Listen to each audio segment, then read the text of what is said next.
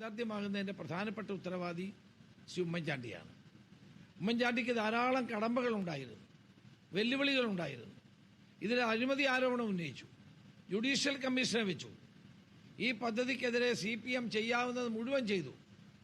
എന്നിട്ടും നിശ്ചയദാർഢ്യത്തോടെ വിഴിഞ്ഞം പദ്ധതിയുടെ കരാർ ഒപ്പിടുകയും നടപ്പാക്കാൻ വേണ്ടിയുള്ള എല്ലാ നടപടികളും സ്വീകരിക്കുകയും കല്ലിടുകയും സാങ്ഷനുകൾ വാങ്ങിക്കുകയും ചെയ്തത് UDF ഗവൺമെന്റ് കാലത്താണ്.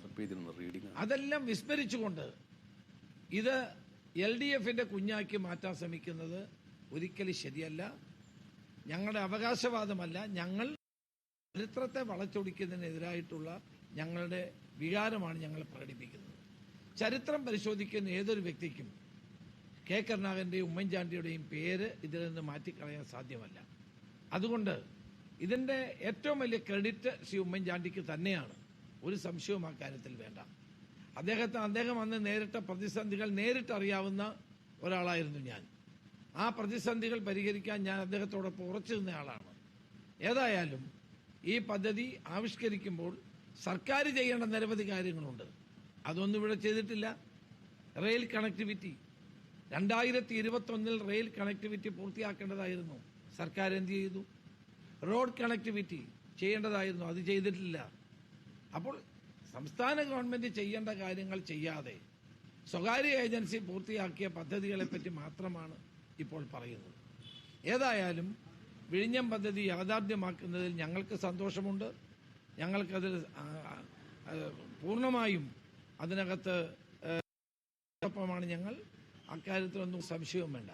പക്ഷെ ജനങ്ങളെ തെറ്റിദ്ധരിപ്പിക്കുകയും പ്രതിപക്ഷത്തിന് കിട്ടേണ്ട അവകാശങ്ങൾ ന്യായമായി കിട്ടേണ്ട അവകാശങ്ങൾ ഇല്ലാതാക്കുകയും ചെയ്ത നടപടി ഒരിക്കലും ശരിയല്ല. പ്രതിപക്ഷ നേതാവിനെ കൂടി ആ യോഗത്തിലേക്ക് വിളിക്കേണ്ടതും പ്രസംഗിക്കാൻ അവസരം കൊടുക്കേണ്ടതും ആവശ്യമായ കാര്യമാണ്. ഞാൻ പ്രതിപക്ഷ നേതാവായിരുന്നപ്പോൾ കൊച്ചി മെട്രോയുടെ ഉദ്ഘാടനത്തിന് എന്നെ പ്രസംഗിപ്പിച്ചതാണ്. അപ്പോൾ സംസ്ഥാന ഗവൺമെന്റ് വിചാരിച്ചാൽ അത് നടക്കുന്ന കാര്യമേ ഉള്ളൂ. മനഃപൂർവ്വമായി VD സതീശനെ പ്രതിപക്ഷ നേതാവിനെ ഒഴിവാക്കിയ നടപടിയോട് ആർക്കും യോജിക്കാൻ സാധ്യമല്ല. ഇതിനകത്ത് ഇത്തരം പ്രശ്നങ്ങൾ ഒഴിവാക്കി എല്ലാവരെയും സഹകരിപ്പിച്ചുകൊണ്ട് നാടിന്റെ ഒരു ഉത്സവമാക്കി മാറ്റാൻ സർക്കാരിന് കഴിയാതെ പോയി. അതാണ് എന്റെ വസ്തുത.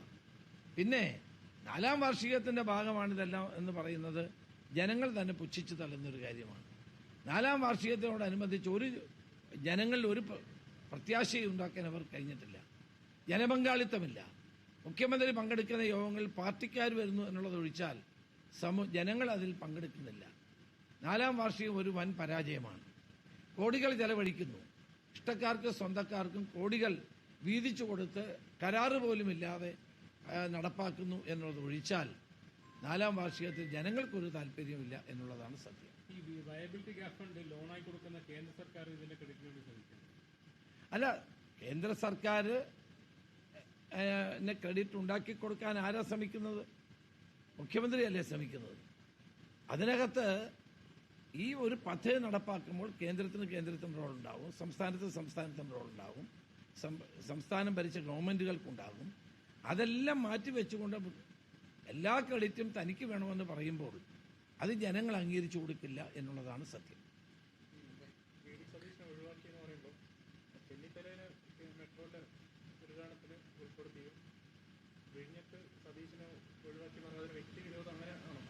വ്യക്തിവിരോധമല്ല. അന്ന് ആദ്യത്തെ യോഗത്തിൽ പ്രതിപക്ഷ നേതാവിനെ വിളിച്ചപ്പോൾ പ്രതിപക്ഷ നേതാവ് ഇതിന്റെ ഉമ്മൻചാണ്ടിയുടെ പങ്കാളിത്തവും മറ്റു കാര്യങ്ങളും വിശദമായി സൂചിപ്പിച്ചു. അത് മുഖ്യമന്ത്രിക്ക് ഇഷ്ടപ്പെട്ട് കാണില്ല, അതുകൊണ്ടായിരിക്കും വിളിക്കാത്തതെന്നാണ് എന്റെ വിശ്വാസം. അതൊക്കെ തെറ്റായ കാര്യമാണ്. അതൊക്കെ വില കുറഞ്ഞ കാര്യങ്ങളാണ്.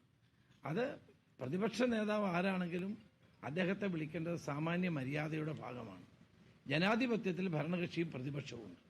അപ്പോൾ പ്രതിപക്ഷത്തെ റെപ്രസെന്റ് ചെയ്യുന്നത് പ്രതിപക്ഷ നേതാവാണ്.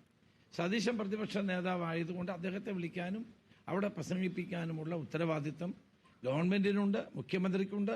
അത് ചെയ്യാതിരുന്നത് വളരെ വില കുറഞ്ഞ നടപടിയായിപ്പോയി എന്നുള്ളതാണ് എന്റെ അഭിപ്രായം.